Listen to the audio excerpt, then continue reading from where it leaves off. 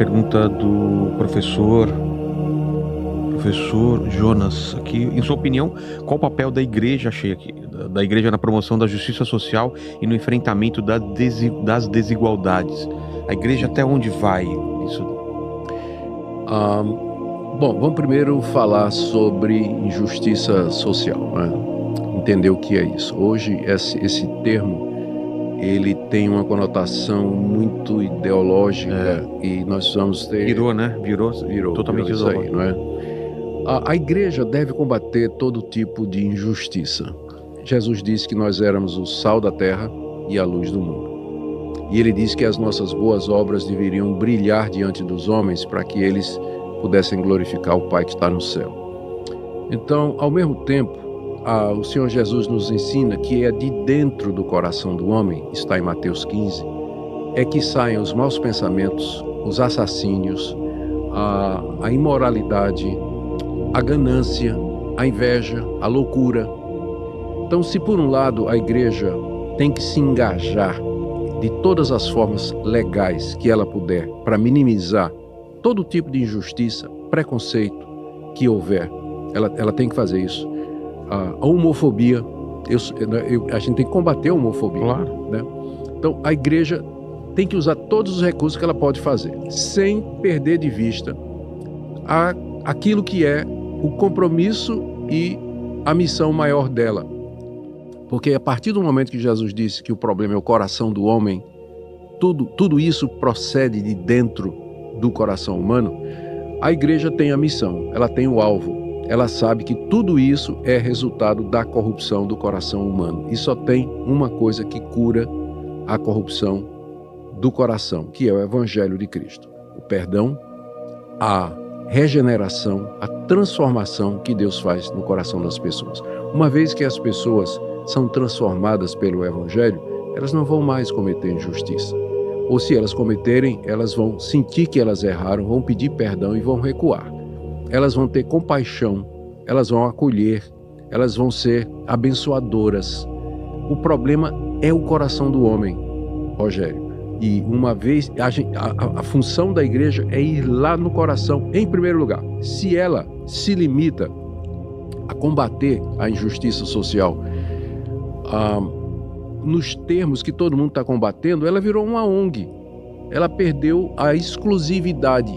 Ela é a única instituição no mundo que tem a resposta para o problema no seu estágio final e mais profundo, que é o coração. Só ela tem isso aí. Uma vez que ela esquece disso e se mete no ativismo para poder resolver as coisas de qualquer jeito, ela perde o seu chamado. Então, qual é o papel da igreja hoje? Pregar o evangelho de arrependimento, de reconciliação, de perdão de pecados, mudança de vida e, ao mesmo tempo, o quanto ela puder, praticar boas obras, combater ativamente a injustiça social em todas as suas formas, sem nunca descurar do seu chamado principal. Não te preocupa um pouco principalmente o que está acontecendo no Brasil, essa bancada evangélica, essa procura da igreja de se misturar com política? Não é muito perigoso isso? Muito. Dessa confusão de usar inclusive púlpito para pedir voto e não sei, eu acho muito perigoso. Você acha perigoso? Eu acho perigoso e abominável. Eu não queria falar alguma coisa mais pesada, mas eu concordo, é abominável. É mesmo, não tem nada a ver. Isso aí é um desvirtuamento muito grande do que é o evangelho. A igreja não pode se comprometer com a política partidária, porque ela perde a liberdade para ser profética. Ela tem que ser a voz de Deus.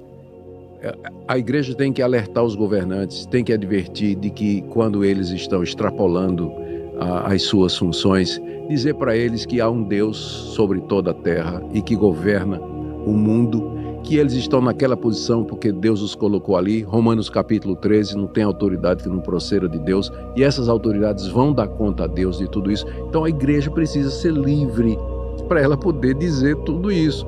Então, se ela se junta, se ela se identifica oficialmente, ou se junta, se filia, ou se engaja, se compromete com um determinado partido político, uma determinada ideologia, ela não vai poder exercer essa função.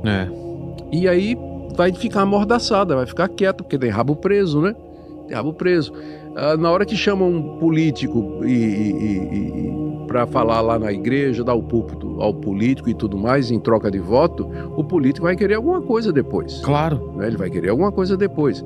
Aí e acaba o político virando tarefeiro da igreja para conseguir tijolo para construção, telha para fazer uma reforma.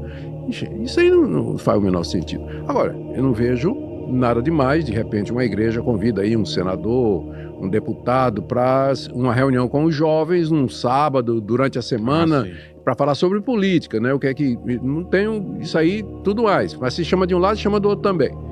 Agora, se envolver mesmo e se comprometer como instituição, E corre o perigo também de idolatria, né? De idolatrar uma pessoa, um ser humano, né? Como salvador da pátria. Eu acho também. Não quero dizer nomes, né? Mas a gente não precisa dizer nomes, né?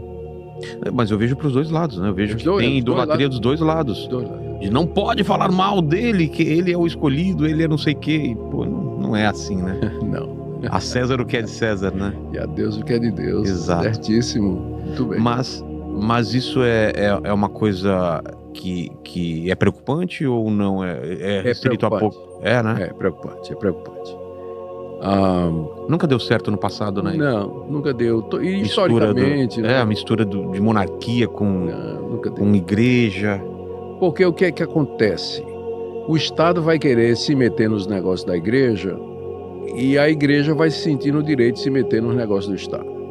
Foi por isso que a ideia do Estado laico teve grande repercussão entre os protestantes históricos. Né? Eles entenderam que o Estado laico era a melhor forma de você estruturar essa relação igreja-Estado.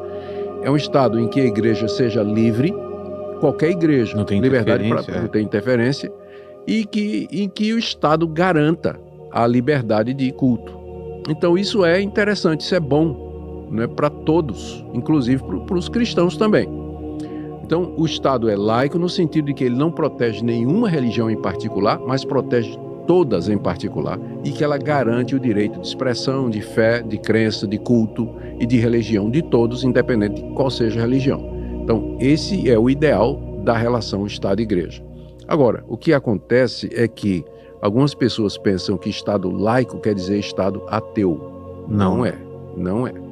O fato de que o Estado é laico não quer dizer que por isso as religiões não tenham a sua liberdade ou que ocasionalmente o Estado não possa colaborar. Vamos supor, uma igreja quer abrir, tem uma favela, uma igreja quer abrir uma escolinha lá, numa creche, e nada impede que ela possa fazer um contrato com a prefeitura de recursos e outras necessidades para que aquela escolinha possa abençoar aquela comunidade carente lá.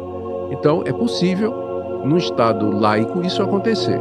Agora, se faz com uma, tem que fazer com todas, não é? Se o Estado dá recursos para uma igreja católica abrir uma creche, tem que dar também para a igreja pentecostal abrir uma creche lá no Alto do Morro. Não pode proteger nenhum. Então, essa é a visão ideal do relacionamento igreja-Estado.